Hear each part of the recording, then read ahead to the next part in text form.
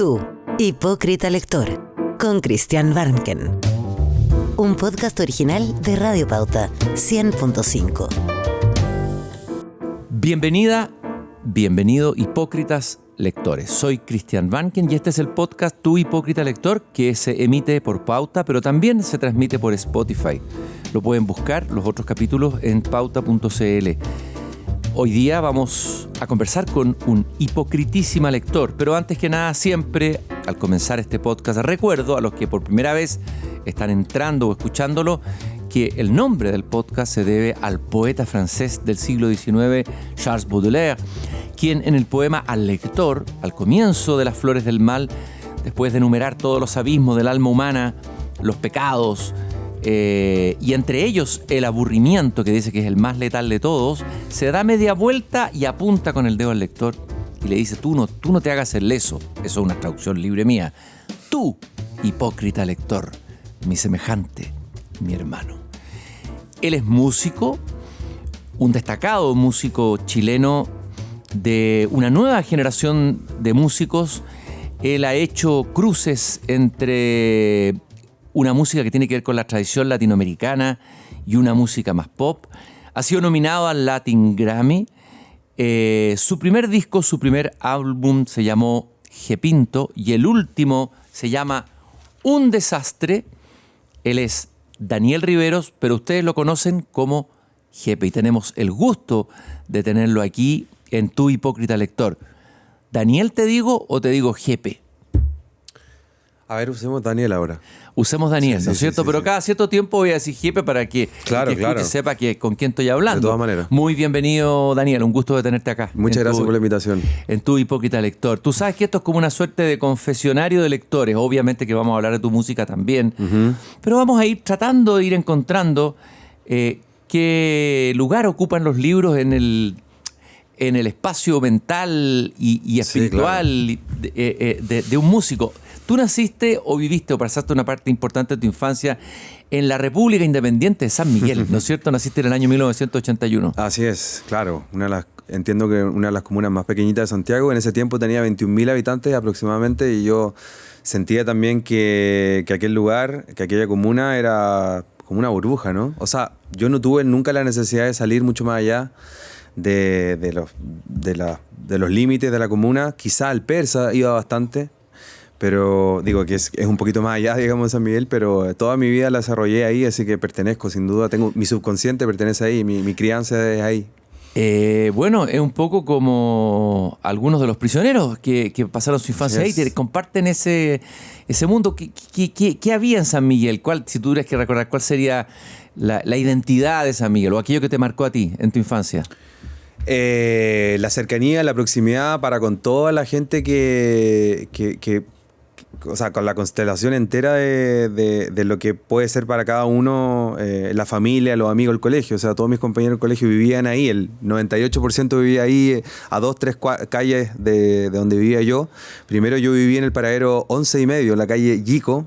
Se decía que en el pasaje Yico, además, o sea, Yico, se decía que en el pasaje que venía un poquito más allá vivía José Antonio Labra. Nunca lo pude confirmar, pero entiendo que eso sucedía en esos tiempos. La mayoría, o sea, mi primer disco, mi primer EP en realidad, no mi primer disco, que se llama G-Pinto, pero el EP que viene anteriormente, que se llama 5x5, lo grabé gracias a mi amigo Pablo Flores, gracias a mi amigo Sebastián Sampieri, todos vecinos de ahí. Así que tiene esa proximidad, ¿no? El negocio queda muy cerca aún. Mi familia gran parte sigue viviendo allá. Así que tengo un pie y medio puesto allá siempre. La comuna de los famosos hermanos Palestros. Eso, claro. Tú eras muy chico, pero yo los recuerdo. Claro. Los grandes bigotones. Alcalde. El alcalde también fueron diputados. Eran unos personajes con mucha... Grandes bigotones, sí. Con un gran carácter. A ver, averiguó por ahí que la música entró en tu vida a través de una batería que te fue regalada a los 5 años. Así es. Quiero imaginarme ese momento. ¿Tú pediste la batería o te llegó? A ver, ¿cómo llegó la música a ti? Todo esto comenzó, creo yo, no sé, yo tenía unos 4 años, 5 años, y con mi papá, mi papá me empezó a hablar del Festival de Woodstock. Yo nunca lo entendí, te diría, como un festival donde participaban varios artistas, sino que pensé que era una banda que se llamaba Woodstock. Y bueno, la cosa es que un día partimos un sábado de la mañana, fuimos ahí a la calle Santa Rosa a comprar en una disquería el famoso cassette de Woodstock, ¿no? Fuimos y mi papá me dijo, bueno, me acompaña a comprar este cassette de Woodstock. Y yo le dije, ya, ok, te acompaño, pero yo quiero por favor, si me pudieras comprar el arroz con la habichuela. Mi abuela, arroz, ya, ese disco, ese cassette. ¿Ya? Bueno, con esa promesa fui. Y la cosa es que me compré el famoso cassette del arroz con la habichuela y mi papá el de Woodstock. Llegamos a la casa, escuchamos el arroz con la habichuela, ok, se acabó ese disco, quedó ahí. Más mi papá puso el Woodstock y ahí quedé prendado. Y hay una canción en particular del segundo disco, que es Soul Sacrifice, de la banda Santana, que tiene un solo de batería realmente increíble y con aires latinos maravillosos. Y ahí entré a la batería y ahí fue que a los 4, de haber sido los 4, sí. Empecé a golpear la escalera, empecé a golpear los tarros de leche nido, empecé a golpear todo lo que fuese y por ahí, qué sé yo, un año después tuve la suerte de que mis papás, bueno, gracias a un esfuerzo me compraron una pequeña batería infantil, digamos, la compraron ahí en la tienda de instrumentos nacionales Galvez. En la calle Carmen. En la calle Carmen, exacto. Así que sí, eso fue mi llegada a la batería, la verdad. Oye, ok. Esa es la música que entra en tu vida y entra a través de Santana y entra a través de la batería. Ya, y libros, cuentos, literatura, el mundo de la imaginación o el mundo de las palabras, ¿estaba presente en tu casa o de qué manera entró? ¿Cómo empiezas ahí? Mi papá era un gran lector, es un gran lector. Tenía todo tipo de novelas. Mi abuelo materno también, creo que a partir de ellos dos es que vi libros en estantería y supuse que eso era importante, ¿no? Mi papá gastaba una buena cantidad de plata en comprar libros. Me acuerdo de esas colecciones que yo no estoy seguro si es que se compraban directamente o venían en algún lado, que eran los Reader Digest. Reader Digest, claro. Claro, los Mecánica Popular, ese tipo de cosas. El Tesoro de la Juventud. También. Eso, pero también alguna que otra novela, ¿no? Y mi abuelo en particular tenía, qué sé yo, libros de pensadores, ahí los Voltaire y qué sé yo, pero había una cosa en particular que me llamaba mucho la atención de mi abuelo materno, que una vez yo le pregunté, oiga, ¿cuál es su libro favorito? Y él me dijo, el Ulises de Joyce. Ah, ya, qué bacán. y le pregunté, bueno, ¿por qué? Porque no lo entiendo. Qué buena respuesta. Y me fascinó esa respuesta. Qué buena respuesta. Claro, ¿no? Y porque me podría haber dicho, qué sé yo, cualquier otra cosa. Me podría haber hablado del autor, de la relevancia de él, ¿no? De lo importante que ese libro, la importancia que ese libro ocupa en la historia, y más se largó por decirme, no lo entiendo. ¿Y tenías conversaciones habituales así con ese abuelo? La verdad que sí, muchísimo. O sea, creo que el afán de la lectura y la fascinación de que no entender está bien, creo que lo obtuve de él. Otro hito principal, bueno, el colegio, las lecturas obligatorias. Por ahí escuché en alguno de estos otros programas que las lecturas obligatorias a tal personaje lo alejaban un poco de la lectura. A mí todo lo contrario. Las lecturas obligatorias, en su tiempo, yo fui al colegio Instituto Miguel León Prado del paradero 6 de la Gran Avenida. Otro colegio mítico. Así es. De la República de San Miguel. Tal cual. Y ahí las lecturas obligatorias a mí me cruzaron entero. O sea, en ese tiempo, en el año 80, 90, se leía mucho la editorial SM. Claro, el famoso, el SM. Así es. Y los libros... Y la colección Barco de Vapor. Tal cual. Y libros, por ejemplo, como La nariz de Maurice. Ese libro en particular me lo releí y me pasaba también la situación, qué sé yo, bonita, que los chiquillos que les da un poco de lata, los compañeros que les da un poco de lata leer, me pedían que se los contara. Y ahí había algo interesante también. Ahí apareció un narrador. Exacto. Y había un entusiasmo, creo yo, al querer contarle, que sé yo, la nariz de Maurice, que es el libro que me acuerdo ahora. Yo creo que ese entusiasmo los conectaba yo con el libro y hasta, qué sé yo, hasta le iba bien en la prueba, ¿cachai? Hasta probablemente mejor que a mí. Le llegaba por osmosis, claro. Sí, a través de la narración oral. ¿Y te acuerdas un poco la historia de la nariz de Maurice? ¿Quién era? ¿Un personaje? Sí, una persona que tenía una hipersensibilidad olfativa y que lo descubría al principio con una fascinación maravillosa y todo el mundo se prendaba de su supercapacidad, digamos, pero él después cayó justamente presa de eso mismo, ¿no? De no poder evitar olfatear pensamientos, situaciones estresantes, algo así. Esa es la sensación que me dio, como una hipersensibilidad. a los olores. Es anticipa una novela maravillosa que es el perfumista, algo así. De Patrick Sucking. El perfume de Patrick Sucking, ¿no? Sí. Que también tiene que ver el mundo a través de ese sentido. Claro, y él sucumbe después ante eso, sí. Oye, ¿y tú en el colegio tomaste el camino, entiendo, humanista y artístico, ¿no es cierto? No, en ese tiempo no había separación. No había opción, claro. Ya. Sí, todos tomábamos lo mismo. Lo mismo, ya. Sí. Bueno, y algún cuento que te hayas leído o el primer libro, me comentaste el SM, pero el libro que haya llegado a tus manos y te haya conmovido así cuando niño, Sí. que te haya maravillado, que te haya pasado algo ahí mágico. Sí, hay varios. Yo al respecto de SM hablé de mi primera infancia, pero ya entrando en la adolescencia hubieron varios que me marcaron. Bueno, es obvio decir un poco Hermann Hesse, ¿no?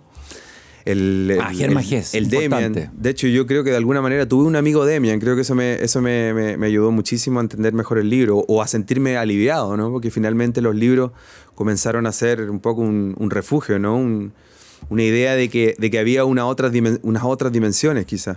Bueno, el Lobo Estepario también me marcó bastante. Esa idea de la soledad siempre me interesó mucho, ¿no? Cómo vivir en la soledad y mirar desde un lugar. Claro. Después leí varios libros que no entendía.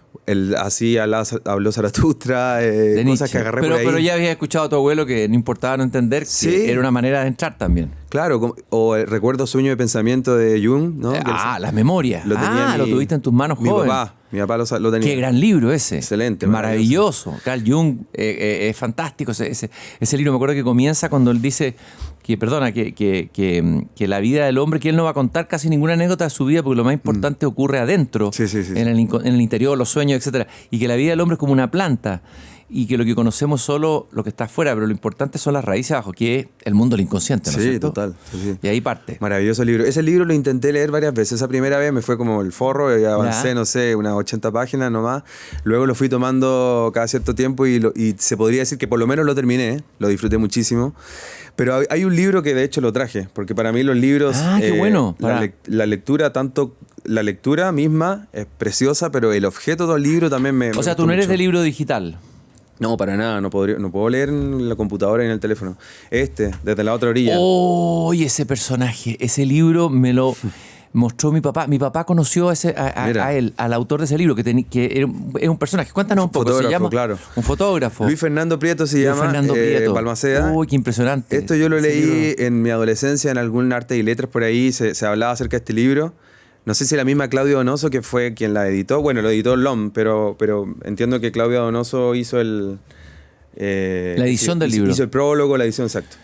Bueno, para mí este libro me marcó muchísimo porque el tipo se desnuda completamente y es tal que tanto en el diario, que se puede leer aquí, como en sus poemas y en sus dibujos, sobre todo en los dibujos, se lee una profundidad, una vulnerabilidad totalmente honesta. Es impresionante, porque él tuvo problemas psiquiátricos, Sí. sufrió ahí un problema serio y duro, difícil. Exacto. Pero claro, se desnuda, se muestra tal cual es, con toda su fragilidad, su vulnerabilidad.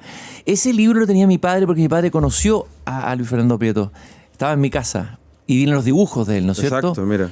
Claro, el sol en el interior de uno, pleno de sol, recibiendo el pan de cada día. Bueno, en fin. Este libro me marcó muchísimo y aparte que fue un gesto precioso de familia, porque yo leí eso ahí y le pedí de nuevo a mi padre que si me podía regalar este libro porque lo necesitaba, ¿cachai? Y de haber sido un verano, sí, porque generalmente leía otros libros en verano.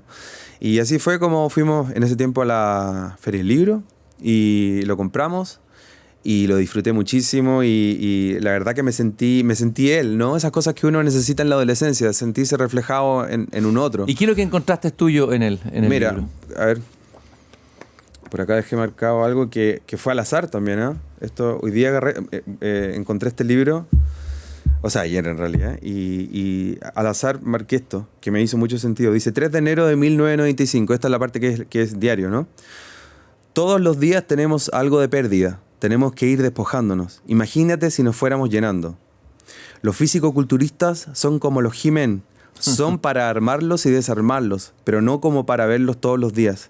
Detesto el físico-culturismo. Detesto una fotografía de físico-culturismo. Es indecente el show business. Me gusta el amor bajo cualquier condición, el amor primigenio. yo no soy víctima del mundo que veo. Hay otra forma de ver el mundo. No hay nada que temer. Qué extraordinario. ¿No? Y eso que dice al comienzo, que hay que ir despojándose, Sí. vaciándose, Imagínense imaginándose. llenarse, ¿no? Como que él encuentra que esa cosa como media contraproducente, el llenarse, ¿no? Cuando al final ahora la vida parece ser de llenarse, protegerse, ¿no? Me parece... Hoy día llenarse de información. Tal cual. Eso de despojarse a mí me llamó muchísimo la atención y ahora lo conecto, no lo había pensado así, con este primer libro, ¿no? Que te hablé de la nariz de morir, un poco de la hipersensibilidad y qué sé yo. Así que sí, este fue uno de los libros maravillosos. Pero como también te contaba, para mí los libros son objetos, ¿no? Me encanta cuando los libros, de repente uno le pone como una taza encima y queda marcado el círculo ahí, círculo. la O circunferencia. incluso una mancha que se puede caer, la Tal taza cual. de café, y te deja la mancha. Esa mancha es... Tal cual, sí, hay un registro, hay un libro que solamente es tuyo, ¿cachai? Marcó un momento. Otra cosa que me interesó muchísimo al respecto de los libros como objetos es cuando completan un mueble también. No sé, ponte tú Bolaño el 2666, que es un mamotreto, ¿no? Me ayudó mucho para sostener una cama que se le rompió una pata y eso, no sé, La vida, instrucciones de uso de Perec también tenía además de ser un libro maravilloso. Maravilloso, George Perec. Bueno, hay un personaje de Paul Auster, del novelista Paul Auster, de Brooklyn, un personaje que se queda solo, me recuerdo, sin casa, sin nada, y duerme, y lo único que hereda son unos libros, y su cama la hace con libros, prácticamente se hace la cama y todo con libros, Claro. que es lo único que tenía, ¿no? ¿Qué lugar han ocupado los libros en tu vida, digamos? Me imagino que en tu casa van a haber instrumentos musicales, tiene que haber mucha música, etcétera, pero ¿qué lugar ocupan los libros y dónde están? ¿Hay un espacio especial, ritual? Sí. Buena pregunta, porque para mí los libros es la segunda parte de mi vida, ¿no? O sea, o quizás la tercera o quizás la cuarta, porque la primera y la segunda viene a ser la música, tanto en la escucha como en la ejecución. Y claro, los libros vienen a ser como, ¿qué podría ser? Ocupar como el subconsciente de mí y también de mi casa o de los lugares en los cuales he estado, que han sido, no sé si para bien o para mal, muchos. Por lo tanto, he tenido que siempre ir acarreando los libros o primero darle importancia a cierta cantidad de libros. Entonces eso de editar qué libros tengo cerca mío siempre ha sido algo importante. Hoy por hoy estoy dejando los que realmente me han trascendido, me cruzaron. ¿Te has ido despojando? Sí, me he ido despojando. Y creo que ha sido también, consejo tal cual, ha sido eso muy importante. De Fernando Prieto, ¿no? A ver, ¿qué otras cosas tengo acá? Trajiste más libros ahí en la bolsita. Qué bueno. Sí. Libros talismanes les llamo yo eso. Tal cual. Mira, acá tengo uno talismán absoluto que se llama... De hecho, tiene mucho que ver con mi último disco. Sí, me llamó mucho la atención. Lo nombraste como uno de tus libros favoritos, como una especie de libro de autoayuda, ¿no? Sí. Tiene que ver con el éxito, con... ¿Cómo se llama el libro? Esto se llama Qué desastre. Qué desastre. Sí, Eric bueno, y Kuchels. tiene que ver con el título de tu álbum. Definitivamente. Un desastre. Sí, bueno, este libro no se lee, se observa, se ve, tiene un poquito de texto, pero sabéis que nunca lo he leído, solo las fotos me quedaron a mí. Este libro yo lo vi en la casa de Jorge González una vez que fui, alguien se lo había regalado, creo que él tampoco lo había revisado aún, y yo me lo quedé viendo mientras hablamos y solo aparecen supuestos errores fotográficos, ¿no? Y eso me llamó mucho la atención. Cuéntanos un poco la idea del libro. Es un libro que reflexiona sobre los errores y cómo esos errores se convierten en oportunidades. En el fondo es eso, ¿no es cierto? Y es obvio, digamos, o sea, esto está, la portada es esta, es decir, la contraportada es la portada, ¿no? Errores uno tras otro y acá hay, qué sé yo, estos típicos brillos y fotos supuestamente... Cuando uno en general sacaba fotos en papel, ¿no? Cuando uno se lamentaba mucho cuando aparecían fotos así, ¿no? Mal enfocadas o con doble exposición. O al perro ahí que le entró una pelota en la cabeza, ¿cachai? Qué sé yo. Este libro es fundamental. No te digo que es un libro que tenga...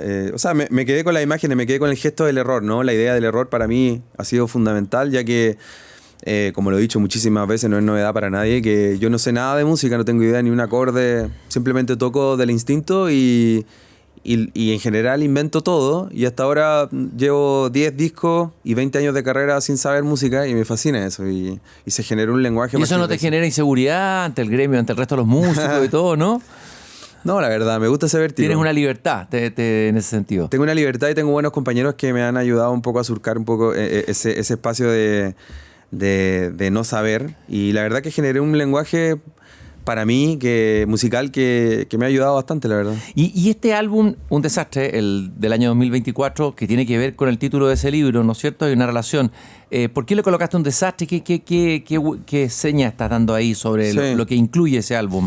Ese disco musical. Sí, ese disco, más allá de hablar de errores o de cosas que pueden haber salido mal, tiene que ver con la idea de que la vida se construye, se destruye, se arma, se desarma, no es necesariamente buena, no es necesariamente mala. Y en general hubieron hechos bastante tristes o conflictivos de mi vida que detonaron varias de las canciones del disco, pero el título en sí creo yo que tiene que ver con abrazar eso, ¿no? Y entenderlo, tratar de trabajarlo, esos supuestos errores, esas supuestas como fallas, esos supuestos momentos tristes, o no tan supuestos quizás, esas alegrías también. Hay canciones muy, digamos, muy alegre o eufórica. Hay canciones ahí, hay una cueca en particular que se llama La Cueca del Canario, que me la mostró un compañero, Miguel Molina. ¿Ya? Una cueca antiquísima que habla acerca de la manera de hacer música, de cantar, en fin. A ver, podríamos poner un ejemplo, no sé si tenemos, ¿tenemos algún ejemplo de eso o no? Puede ser La Cueca del Canario quizás. La Cueca del Canario la vamos a buscar. Vamos a buscar La Cueca del Canario, pero sigamos conversando para dar un ejemplo me gustó esta idea del error. Ahora, el libro tú no lo leíste, es decir, te quedaste con la idea fuerza y te quedaste con los ejemplos de errores. Ya, ahí viene el tema. Vamos a escucharlo un poquito.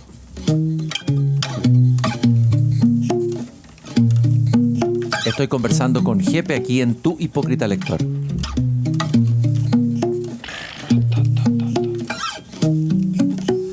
Como el canario en la jaula, que miente con su alegría, que miente con su alegría. Y ay, morena, canto entre rejas de fierro, la mala fortuna mía. Como el canario en la jaula, y ay, morena, las murallas son altas, cali ladrillo. Yo me paso la vida cargando grillo, ay, ay, morena. Las murallas son altas, cali ladrillo, ay, ay, morena. Cargando grillo, sí, para la pena. Cuento los eslabones de mi cadena, ay, morena. Por eso canta el canario y el presidiario.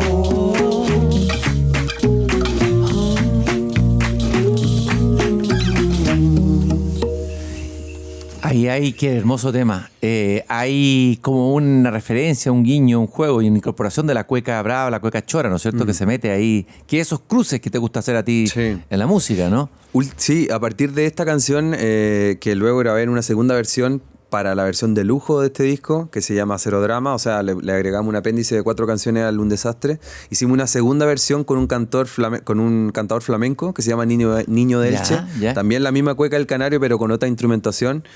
Y la verdad que esta canción yo la hemos grabado, de hecho, varias veces de diferentes maneras y esa letra me hace todo el sentido y creo yo que el alma, ni siquiera el corazón, el alma de este último Un Desastre. Sí. Y ese canario que miente en la alegría.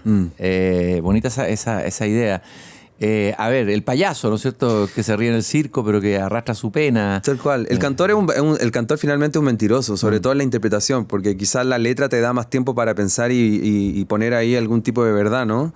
Pero en la interpretación es una maravillosa mentira al final, porque uno puede estar en el momento de su vida que sea, te puede doler la guata, qué sé yo, puedes estar afligido, eufórico, lo que sea, pero cuando te toca defender una canción, uno miente, ¿no? Uno miente con el alma y miente con el poder, con el músculo creativo, interpretativo que por ahí uno cultivó. Y es una muy bella manera de mentir, la verdad. Y justamente esta letra habla sobre eso, ¿no? Cantar puede ser dentro de una jaula o de barrote imaginarios, pero siempre uno tiene que sentir una opresión y una alegría y una libertad al mismo tiempo al hacer canciones y al interpretarlas. Hay una contradicción bien bonita y una idea de la mentira que me fascina a mí. Y esta idea de que este tema se puede ir grabando y cambiando en cada una de las versiones también es como que el tema está abierto y entiendo que hay algunos temas tuyos originales que incluso eran como inacabados, ¿no? Sí, sí. Esa idea del tema no cerrado. O sea, las cuecas en general se pueden cantar, grabar de distintas maneras, incluso le van agregando diferentes partes de acuerdo a lo que el cantor se va acordando, ¿no? Pero sí, mis canciones, o sea, la música que hago tiene muchísimo que ver con... O sea, finalmente las canciones que valen la pena son las que se pueden defender con poco y nada, ¿no? Ya sea con la guitarra, con algún instrumento armónico y con la voz, o solamente con la voz inclusive. Esas son las canciones que valen la pena. Sí, esa es siempre la manera de probarlas, ¿no? Y esta cueca en particular, y en la grabación que ustedes acaban de escuchar, es la mínima expresión de lo que esa cueca puede ser. Es una cueca como un poco frenada, ¿no? Como yo cuando estábamos grabando esto, le decía al productor, oye, que esta cueca suene como si fuese un tango y más lento, ¿cachai? Como arrastradito, ¿no? Como con el caballo así bien sujeto. En general la cueca tiende a ser un poquito más desbocada y buscar el baile, ¿no? Y la euforia y la fuerza. Pero yo intenté hacer lo contrario, quizá. Estás escuchando un podcast original de Radio Pauta, 100.5. Oye, y este es un desastre, entiendo, con este álbum. Te leí por ahí que querías volver al impulso original. El impulso original de las primeras canciones o del primer álbum o cuando partiste como músico. A ver, ¿por qué volver a ese impulso original y a qué volviste? Es interesante porque llegó un momento en mi vida, yo tengo 44 años, este disco lo empecé a pensar, de hecho a partir de la recopilación de esta cueca El Canario, saliendo de la pandemia, ¿no? Hace unos 4 años atrás quizás. Y hubo ahí un momento de mirada en perspectiva. Yo no sé si fue detonada puntualmente por el proceso ahí de la pandemia y del encierro o la edad. Seguramente son las dos, ¿no? La crisis de los 40. Tal cual. Que a mí me parece ridículo ahora de mis 60 y tantos, así que... Uno siempre está en esa crisis, ¿no? Y esa mirada en perspectiva me hizo... de alguna manera mirar lo que había hecho y no sentirme tan avergonzado, porque yo soy mi peor fan. O sea, yo no me escucho, no puedo. ¿No te gusta escucharte a ti mismo? No, para nada. Siento que hay una... ¿Qué es lo que te pasa? Sí. No me puedo ni escuchar hablar, ni ver así. Quizás escucharme por ahí en la radio, bueno, está bien, toca. Y de hecho está bien que suceda, ¿no? Pero sí, me cuesta muchísimo. Y a partir de hace 4 años me empecé a hermanar con eso, como a sentir orgulloso del camino recorrido, ¿no? Sentir que hay un relato. Eso de hecho me hizo sentir más cómodo con mi trabajo. ¿Y cuál es el relato de Jepe? El relato de Jepe tiene que ver con el haber aprendido a hacer algo que siempre quise hacer, pero nunca, suena contradictorio, pero nunca finalmente aprendí a hacer como corresponde que se haga, ¿no? Lo que te hablé acerca de la música. Yo estudié diseño, diseño integral, como se dice ahí en la Católica. Y siempre me sentí diseñador, de hecho. O sea, yo hago diseño de canciones. ¿No? Quizás de algo sé, es de diseño. A ver, cuéntame, ¿cómo se diseña una canción? Es interesante ver eso. ¿Cómo el diseño la ves tú en tus propias canciones? Yo creo que funciona distinto, por ejemplo, en la música contemporánea, clásica o el jazz, porque eso es música pura, ¿no? Pero la canción pop tiene que ver con la visualización de un sentimiento o de una imagen o de una escena. Entonces uno quiere plantear quiere describir o quiere adentrarse en una imagen, un sentimiento, en una admiración para con un alguien, ¿no? Partamos así. Entonces, o por lo menos mi metodología es ¿cómo hago para llegar ahí? Entonces busco materialidades, ¿no? ¿Qué canción a mí me llamó la atención de tal o cual artista? Entonces voy a ocupar esos colores de ese artista, ¿no? O de esa canción en particular. ¿Qué acordes? Bueno, los que me sé, los 4 o 5 que me sé y que me salen en la guitarra, que como te decía hace un rato atrás son hechos de oído. Ok, no me basta con la guitarra, entonces voy a pasar al piano, que sé menos, pero quizás pero están las notas ahí, entonces... Es como, es como aprender a entender la limitación de la materialidad y el presupuesto y armar una canción, ¿no? Para llegar a ese fin que es representar esa persona, esa escena, esa situación. ¿Y es más difícil componer hacia alguien que sabe música? O sea, tú dijiste que no sabías música, no sabías ni siquiera lo que era un acorde, nada, eso dijiste. Sí, es verdad. Ya, entonces todo oído, es todo instinto. Sí. Vas avanzando como a ciegas, digamos, sin los instrumentos, sin las herramientas con las que cuenta tradicionalmente un músico. O sea, vas construyendo así. Tengo mi guitarra y alguna vez encontré una afinación que me ayudó a hacer canciones, con la urgencia con la urgencia que tuve el año 2000 de poder fijar finalmente una afinación de guitarra, porque previo a eso había estado haciendo canciones con posturas así, poniendo 1 o 2 dedos, y las canciones finalmente, como no podía fijar la afinación, se iban yendo por la temperatura, el frío, el calor, el tiempo pasaba, la guitarra se desafinaba y bueno, agarraba la guitarra de nuevo y hacía otra canción con otro tipo de afinación. Pero llegó el 2000 y motivado por cierta persona que conocí, una relación bonita que tuve, bueno, tengo que hacerle una canción a esta persona y necesito que la canción quede. Y finalmente encontré una afinación y hice una primera canción que se llama Namás. Y a partir de esa canción, que aparece en mi primer disco, bueno, en el primer EP que se llama 5x5 el año 2004 y que después apareció en mi primer disco que se llama G-Pinto el 2005, es que fijé esa afinación para siempre hasta el día de hoy, es la que tengo. Y ahí me apoyo, voy entendiendo cosas dentro, como que una espacialidad dentro de esa guitarra y así nomás. Oye, de hecho para adelante. Hay algo en este álbum, hay un tema que se llama Araña Pollito, ¿no? Que es tan chileno, la araña pollito, ¿no? Es tan emblemático. Es quizás el único insecto venenoso y peligroso que hay en Chile. En Brasil hay millones, que hay uno, es la araña pollito. Ajá. No, es el araña rincón. Esta es la araña pollito es inofensiva. Esta es la que tiene las patas más largas. Es más grandecita. Es más grande, ya. Sí. Háblame un poco de ese tema y un poco entiendo que tiene que ver esto con Chile. Sí. Tiene que ver con algo profundo chileno.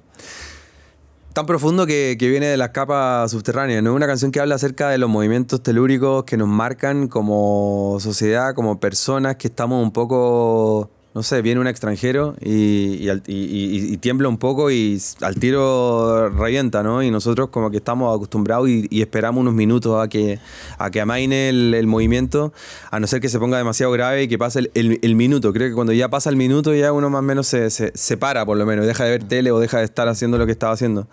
De eso se trata un poco, de la resiliencia, de la idea de sobrevivir en un lugar o de pertenecer a un lugar. Creo que para mí es importante, sobre todo en este disco, la pertenencia, el poder responder a esa pregunta de ¿a qué pertenezco? ¿Dónde soy? ¿No? Esa es la pregunta de siempre, creo yo, la básica. ¿De dónde vengo? ¿A dónde soy? Y eso intenté yo responder con esa canción Araña Pollito. ¿Y a dónde perteneces tú? ¿Cuál es tu tribu? Creo yo que la pertenencia mía tiene que ver con la manera de hacer, o sea, me identifico con las personas que hacen su trabajo como lo hago yo, ¿no? De manera intuitiva. Voy a ese tipo de cosas. Pero yo vengo de San Miguel, de Paradero 11,5, eso, ¿no? Mi mamá, mi papá me criaron de una determinada manera, qué sé yo, la clase media, y... vengo de esos paisajes, de ese aire, de las distancias cortas, de la ayuda de los amigos, del trabajo colectivo, Y de hecho... de lo poco que es mucho también, o sea, de la precariedad también que... Desde la precariedad construir, ¿no? Sí, eso de la... Lo leve y precario, como dijo alguien, una arquitecta, Cazú Seger, sobre cómo tenía que ser la arquitectura chilena. Leve y precaria. Sí. Ya, y además este tema del que hablaste de la comunidad o de colaborar con otros, en tu música tú trabajas mucho en colaboración. Muchísimo, Siempre has hecho con otros. Es decir, eso es interesante, ¿no? ¿Qué ha significado eso para ti como compositor, como creador? Sí, mira, para mí es fundamental porque, claro, ya lo hemos hablado hartas veces acá. Yo generalmente musicalmente necesito de ayuda, ¿no? Y así me he rodeado en diferentes... Cada disco marca una colaboración en particular con determinados personajes, ¿no? Y mi primer disco lo hice con Pablo Flores, el segundo lo hice con Pablo Flores y Sebastián Sampieri, el tercero lo hice con el Vicente Sanfuente y con el Pedro Piedra, el tercero lo hice con mi amigo Cristian Heine, y en fin, cada disco va marcando amigos, colaboradores, historia, escena. Últimamente también, claro, las colaboraciones se han ido institucionalizando en general en el mundo musical, ¿no? Y cada colaboración te permite acceder o aparentemente acceder a ciertos lugares, ¿no? He tenido una bonita colaboración con el Vicentico, con la Natalia Lafourcade, con Carla Morrison, con Wendy Zulka, con la Javiera Mena, con Pedro Piedra, en fin. Y todas esas colaboraciones, justamente en entrevista, creo yo que han enriquecido la conversación. No solamente se habla de música, sino que también, ¿qué pasó cuando te juntaste con tal o cual, ¿no?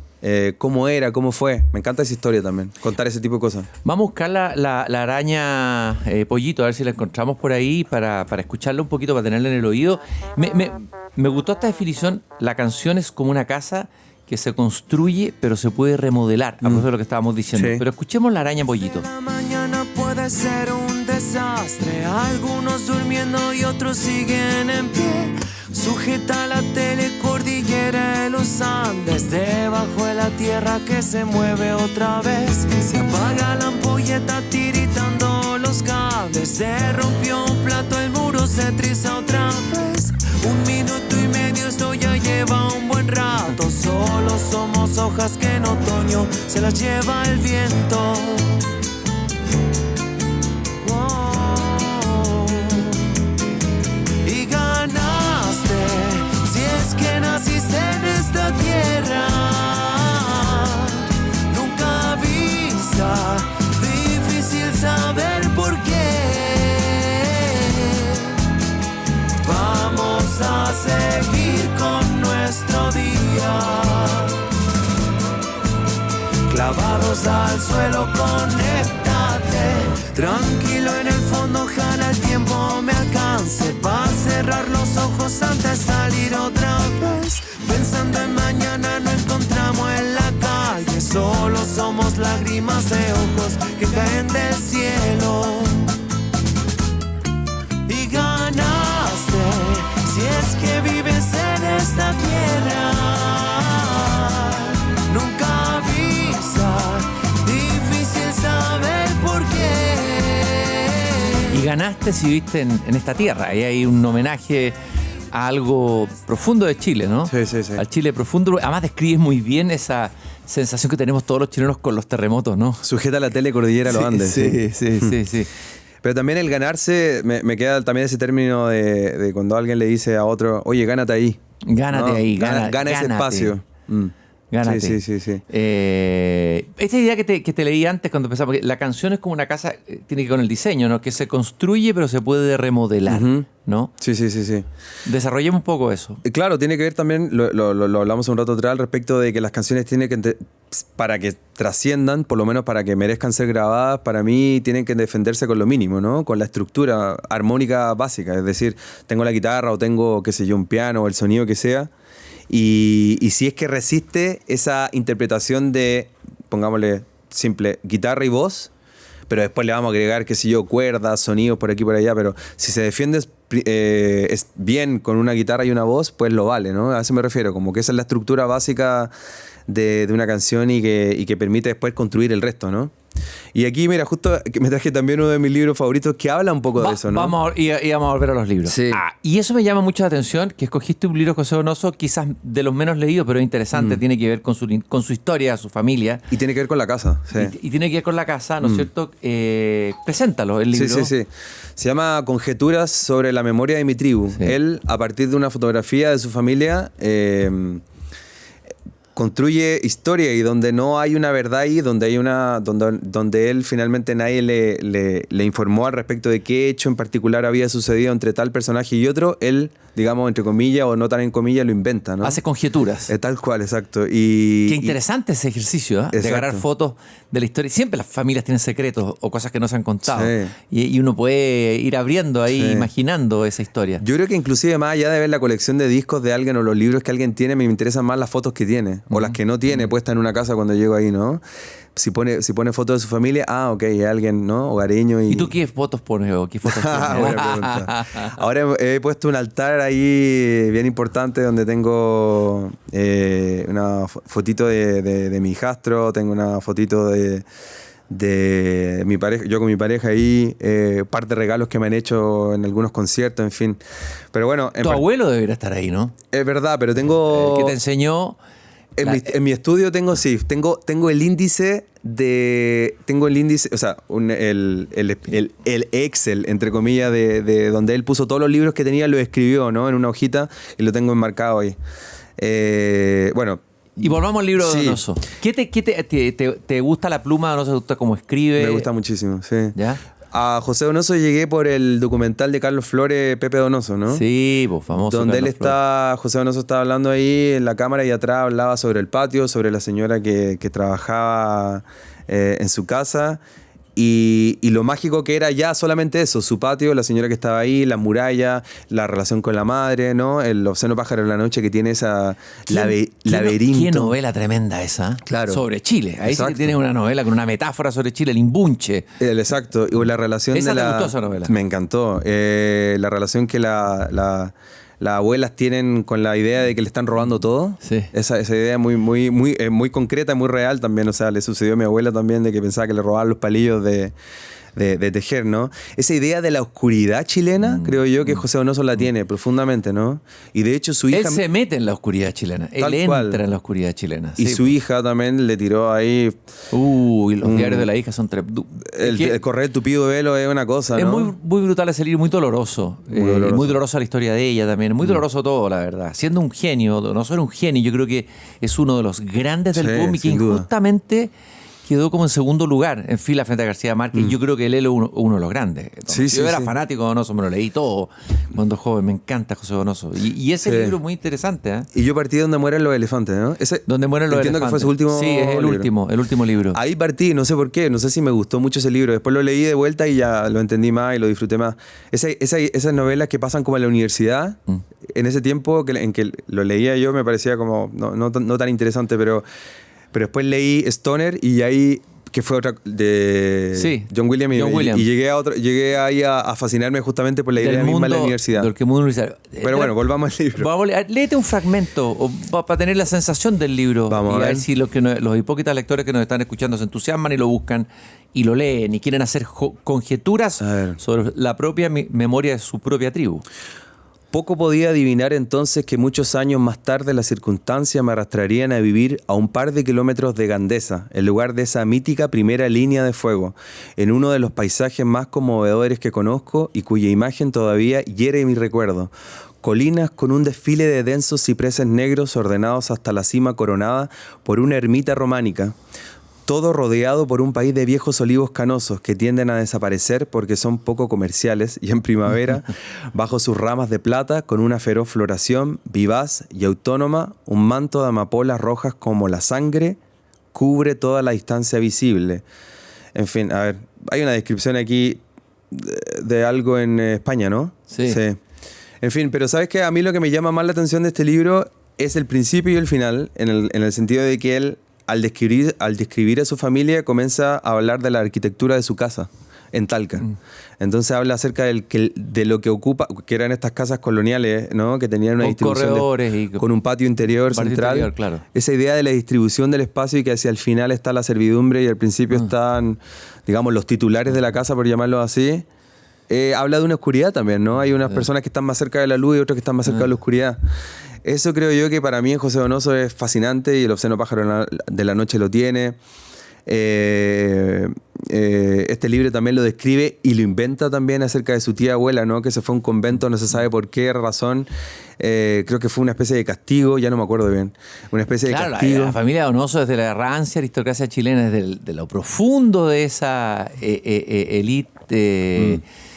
No sé si eran latifundistas o todo, pero es del Chile profundo, Sí, digamos, sí, sí. los Donosos, ¿no? Tal cual. Familia. Hay todo tipo de personajes en esa familia. Bueno, Claudia Donoso tiene que ver con esto, Pero ¿no? claro que sí. Exacto. Claudia sí, hay una Donoso, conexión ahí. la periodista y también escritora. Ya, citaste ahí a la pasada Stoner, otro libro entrañable. Todo lo que han leído Stoner dice que es un libro entrañable, un libro Maravilloso. que conmueve, que toma el corazón y que tiene que ver también con un profesor universitario. Sí.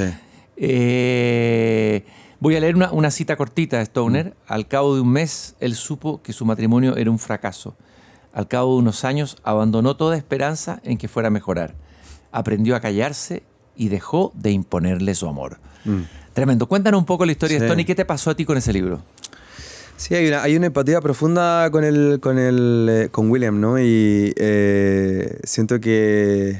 A ver, ¿cómo lo entendí? Él elige su vida, la elige, la acepta. Yo creo que primero la acepta, luego la elige, no sé, algo así. Acepta que hay un padecer en la vida, hay una profundidad, hay una tristeza, pero en el elegir, lo que él va eligiendo al respecto de qué relación con quién va a tener, qué qué puesto él quiere tener en la universidad, ser profesor y no ser decano, entiendo, ¿no?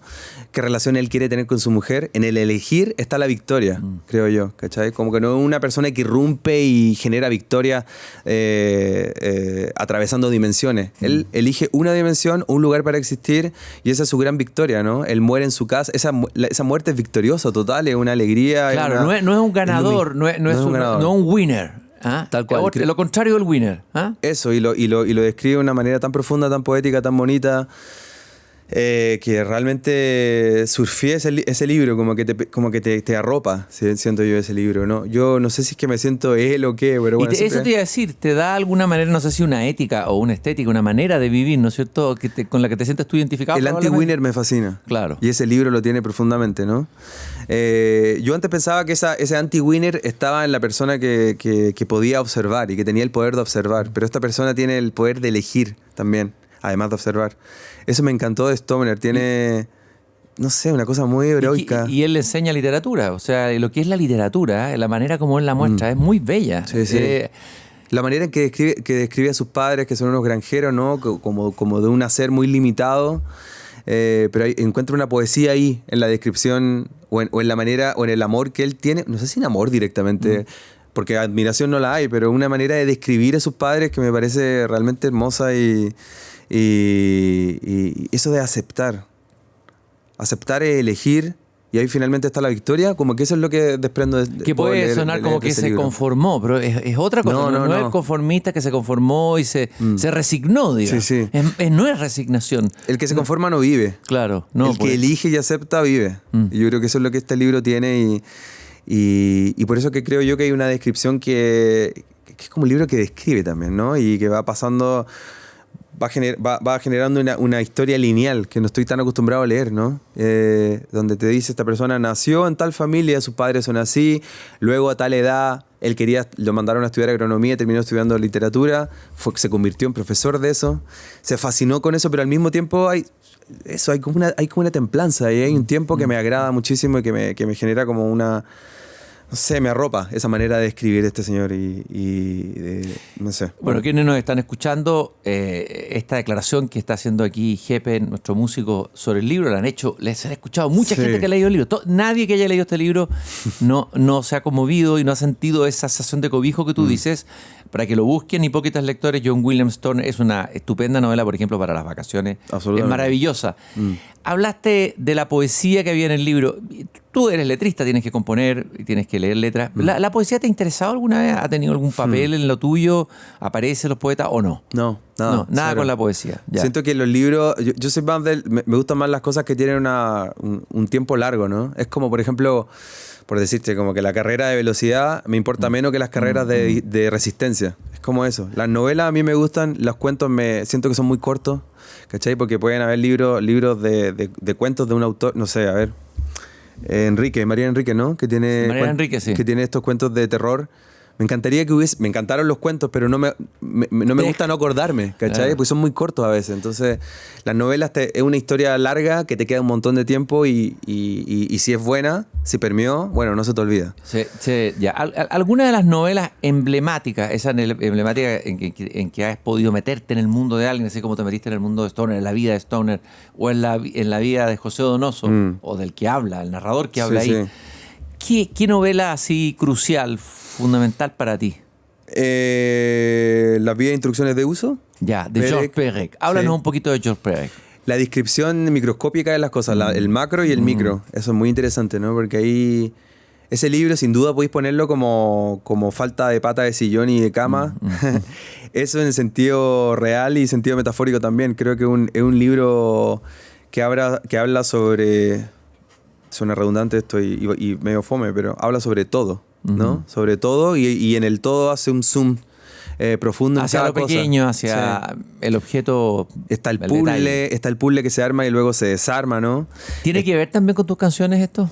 Sí, con tu creación. Yo te diría que sí. Ese libro lo leí hace muchísimos años, algo me acuerdo, pero esa sensación del macro y el micro me fascina, ¿no? Como de entrar en lo profundo. Y creo que también el Obsceno Pájaro de la Noche lo encuentro que tiene eso también de contarte una historia, pero al mismo tiempo te está contando una historia de terror, una historia muy profunda, ¿no?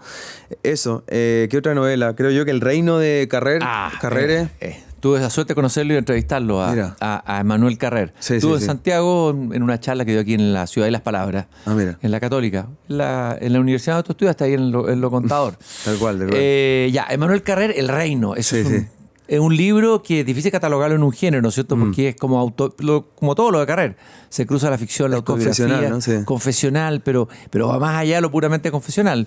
Háblanos un poco, ¿qué te pasó a ti con ese libro? Creo yo que ese libro, no estoy tan al tanto respecto a la biografía de Carrer, pero por lo que entiendo, él tuvo una juventud bastante cristiana, católica, y o cercana a la fe, por lo menos. Claro. Y ese conflicto con la fe detona finalmente este libro que habla acerca de la personalidad o de la biografía de los evangelistas, y es maravilloso, ¿no? Claro, lo que pasa con él es que él no tenía fe, pero tiene una conversión en un momento de una crisis personal terrible, tremenda, una depresión prácticamente, y ahí se convierte y va a visitar una tía de la cual él se burlaba antes, que era muy beata, y se hace católico por un tiempo, y participa en reuniones y todo, y después se le acaba la crisis y él vuelve para atrás y dice, ¿qué me pasó ahí? ¿Esto es mentira o verdad? ¿La fe qué es lo que es? ¿Es una ilusión? ¿Es una droga que uno usa cuando uno está en una crisis? Y ahí viene toda la búsqueda, ¿no sé? Sí, tal cual. Y me encantó.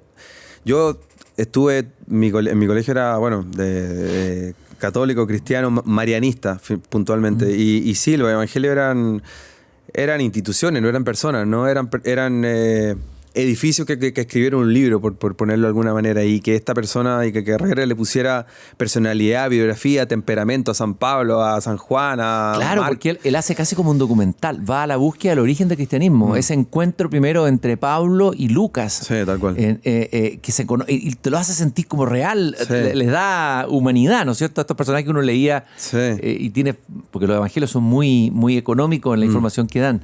Es fantástico lo que hace ahí Carrer. Y claro, y finalmente convierte al Nuevo Testamento o a la Biblia en una novela, así, tal cual. Porque si cada uno de esos personajes que escribieron estos libros tiene una biografía y un temperamento, etcétera, nada, como que uno empieza a entender más o menos de por qué lo escribió de esa manera, ¿no? Por qué se escribieron los evangelios de esa manera.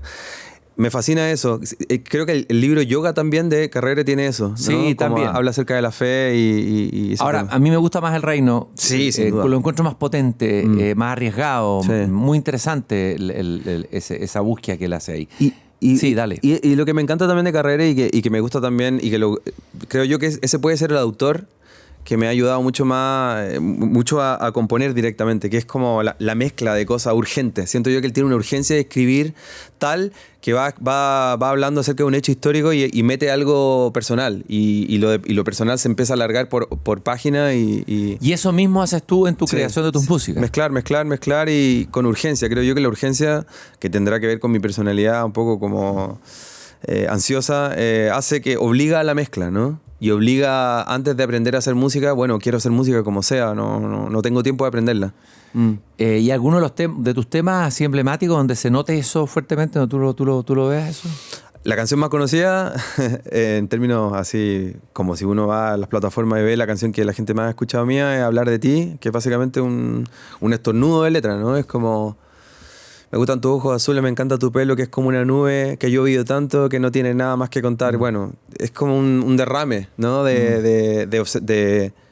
alcanza a ser una descripción consciente de un alguien, es una descripción modo estornudo, creo yo. Es como, estaba pensando en alguien y lo tenía tan... Tenías que sacarlo, tenías que botarlo como estornudarlo, botarlo. Sí. Yo creo que esa canción en particular... Esa podríamos escucharla, Hablar de ti. Estoy conversando en Tu Hipócrita Lector con Jepe.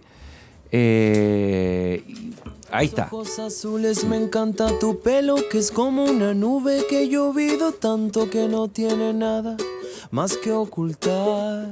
Me encanta tu boca que dice que sabe, entiende y perdona a los sabios y giles que han comido tanto que han agotado su voluntad de querer. Me gusta que uses la palabra amigo cuando quiero estar un rato contigo. No hay ningún secreto que guarde conmigo sin preguntar.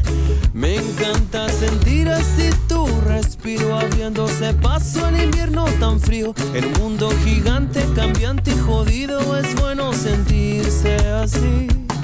Y me encanta esa manera en ti. Me gusta tanto tanto que puedo quedarme a hablar sobre ti para siempre. Me encanta esta manera en ti. Me gusta tanto que puedo quedarme a hablar sobre ti. Me gustan tus ojos azules, tu mente que acepta las desilusiones. El tiempo que pasa nos va dejando libres para estar mejor. Me encanta la fuerza que... Siempre me pregunto cuando, no sé, una canción de Silvio Rodríguez le escribe una mujer, ese amor se pasa, y le muestra la canción o le llega a la que es la inspiración de la canción, ¿qué es lo que pasa ahí? Y esa canción además se hace popular, la conocen todos. ¿Qué pasó con esta canción? ¿Cómo fue recibida? Sí. Por Por la susodicha. El problema es que habíamos terminado para ese tiempo. Chupa. Ya, se escribió después de eso. Antes, Sí. fue claro, O sea, antes de ser publicada, un año antes, claro. Pero hasta donde yo sé, se sintió honrada. No sé, si es que nunca supe si le gustó o no, asumo que sí. No es una mala canción, pero no lo sé, la verdad. Espero que le haya gustado. Sí. Oye, sacaste otro libro ahí. Sí. De tu bolsa de libros, personal de libros. Esto lo hizo Colectivo Abejorro y yo. Es un libro acerca de mi primer disco, que cumple este año 20, año desde que se editó, 2005. Te traje una copia además, te paso el tiro. ¿Ah? ¿Para ti? Pero muchas gracias, te pasaste. Ahí vamos a pedir la dedicatoria después. Por supuesto. Este es un libro que está hecho con entrevistas a personas de la escena de ese momento, tanto que ya les nombré, Pablo Flores, Sebastián Sampieri, inclusive está por ahí parte de mi familia hablando, ¿no? San Miguel hablando también, muy presente, vecino, mis amigos del colegio, hablando sobre el momento, más allá del disco, más allá de las canciones en particular o que se ocupó tal o cual micrófono, no tiene que ver con lo técnico, ¿no? Tiene que ver con lo que propició este disco. Por eso que este disco se llama... Con lo que rodeó esa creación, con lo que estaba presente, con el contexto, con la gente más cercana, ¿no es cierto? De hecho, la portada del disco, claro, es esta chica, ¿no? Pero la portada del libro es lo que está detrás de ella, ¿no? O lo que ella guarda, ¿no? El libro se llama Las cosas que aquí se guardan.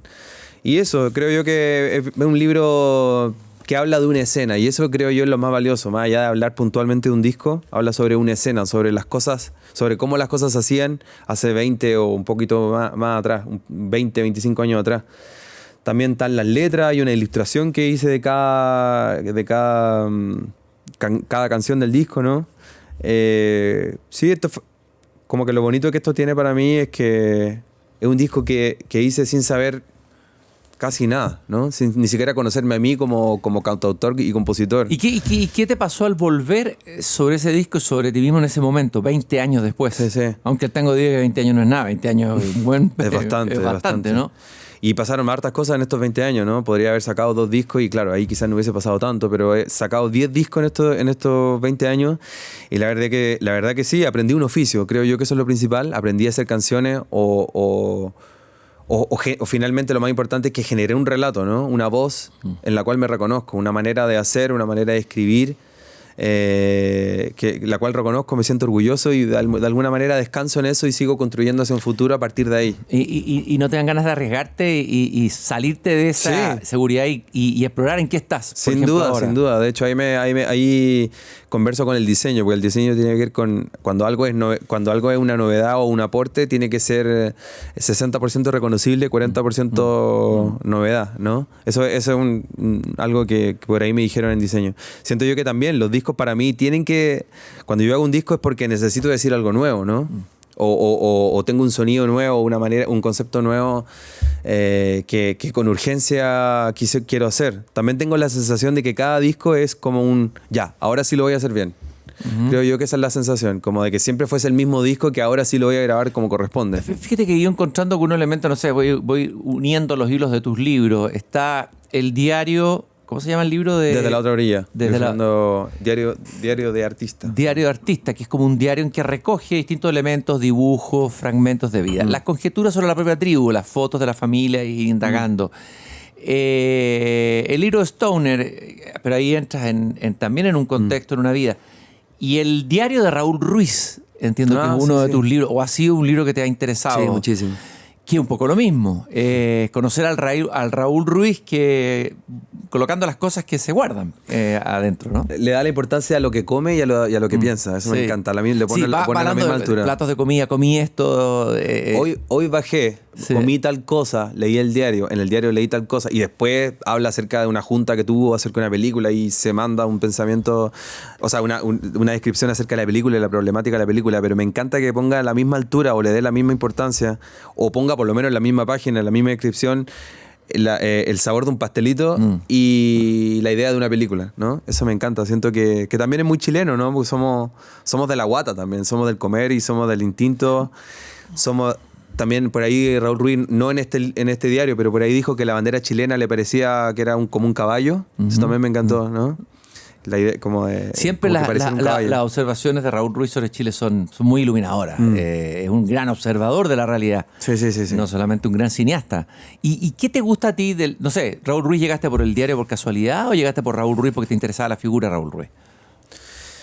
Me gustan los diarios, yo creo, en general. Me gusta la biografía. Sí, leo biografía constantemente. De hecho, me preguntaste por ahí sobre poesía. Yo de los poetas solo he leído las biografías, y de algunos poetas, ¿no? De Gabriela me he leído lo que hay al respecto de su biografía. De Confieso que he vivido, Pablo Neruda. Las memorias. Las memorias, caso, exacto. Claro. Es un bello libro ese. Sí, las confesiones. Me gustan las biografías unidas a las confesiones, ¿no? Y de alguna manera tus canciones son como confesiones, ¿no? Sí. Confesiones. Alguna. Sí. Yo creo que la mayoría, por lo menos, no sé si lo primero y lo último no, pero lo del medio son como observaciones al respecto de otros, siento yo. Creo yo que el primer disco, G Pinto, y el último, Un Desastre, tiene que ver más conmigo directamente. Sí. Algo así. Daniel, yo te quiero agradecer esta conversación tan bonita que hemos tenido acá en Tu Hipócrita Lector. Nos has traído además tus libros en tu bolso. Vemos los libros que te interesan. Daniel Riveros, jefe oriundo de la República Independiente de San Miguel, un creador musical muy importante de la escena musical chilena y latinoamericana, un explorador de la música, alguien que se atrevió, eso es interesante, y que superó su inseguridad y su no conocimiento del fantasma y se lanzó a la búsqueda, a diseñar sus canciones. Muchas gracias por esta conversación. No sé si quisieras comentar, tal vez antes de que cerremos, algún libro el que estés ahora o que estés leyendo ahora o que hayas leído en el último tiempo que sea interesante de compartir con nuestros hipócritas lectores. A ver, de hecho un libro que leí hace muchísimo tiempo, así que voy hacia atrás, pero me empecé a acordar de Memorias Prematuras de Rafael Gumucio. La Memoria Prematura de Raúl. Una persona de 20 y tanto, no sé, por ahí tenía, ¿no? 26 por ahí, que escriba memoria, me pareció muy osado en su momento. Lo leí en ese tiempo y me encantó. O sea, parecía una persona de 80 años hablando de su vida, ¿no? Un viejo chico, ¿eh? Tal cual, Memorias Prematuras, maravilloso. Sí, la relación con sus abuelos que tuvo, sus viajes, el tema con Haití, con Francia, en fin. Ese libro lo recomiendo. Se me acaba de ocurrir, la verdad, que tampoco o sea, por ahí lo tuve en algún momento y de hecho no lo busqué el otro día, no lo pude encontrar. Así que lo nombro, para que alguien lo busque, lo lea, es precioso. Y Memorias Prematuras. Muy ágil. Daniel, un gusto de haber conversado contigo. Muchas gracias. Y gracias por haberte dado el tiempo de venir a compartir con todos los hipócritas lectores. Y ustedes, queridos hipócritas lectores, si se interesan en buscar otras conversaciones tan interesantes como esta, no olviden, las pueden buscar en la página de pauta.cl. Cuando quieran escuchar el estreno de este podcast, váyanse los viernes a Radio Pauta a las 7:30 de la tarde, ahí se estrena. Y también en Spotify pueden encontrar los capítulos anteriores. Muchas gracias por habernos acompañado. Hasta la próxima. Tu Hipócrita Lector, con Christian Warnken. Un podcast original de Radio Pauta 100.5.